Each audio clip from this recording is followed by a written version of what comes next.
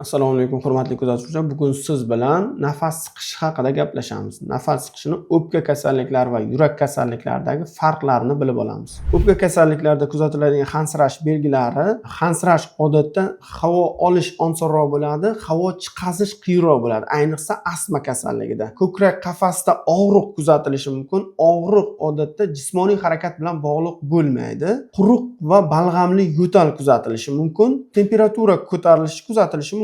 O'pka kasalliklarida jismoniy harakatda va allergenlar ta'sirida hansirash, nafas siqishi kuchayadi. Aerozollar ishlatganimizda tezlikda nafas ochiladi. Yurak kasalliklarida hansirashning belgilari yotganimizda hansirash kuchayadi, o'tirganda, yarim o'tirgan holatda hansirash kamayadi. Oyoqda shish kuzatiladi ko'pincha, ko'krak qafasida og'riqlar kuzatiladi. Og'riq ko'pincha jismoniy harakatda bezovta qiladi, tinch holatda bezovta qilmaydi. Yurak urib ketishi, tez charchash, holsizlik bilan kuzatiladi. Hansirashni yo'qotish uchun asosiy vazifamiz o'pka kasalliklarida asosiy kasallikni davolashimiz kerak.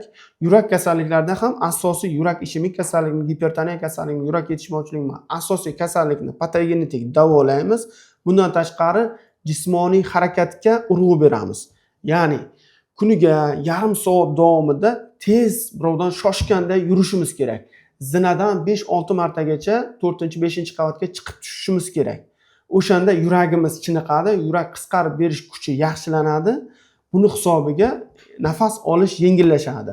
Va nafas mashqlari, ya'ni 5-6 sekund, 5 sekund nafas chuqur olamiz, 5 sekund nafas ushlab turamiz, 5 sekund davomida nafas sekin chiqazamiz. Bu ham nafas olishni, hansirashni kamaytirishga yordam beradi. Agarda sizda shu holatlar kuzatilayotgan bo'lsa, pastdagi havola orqali ro'yxatdan o'ting, shaxsan o'zim sizga yordam beraman.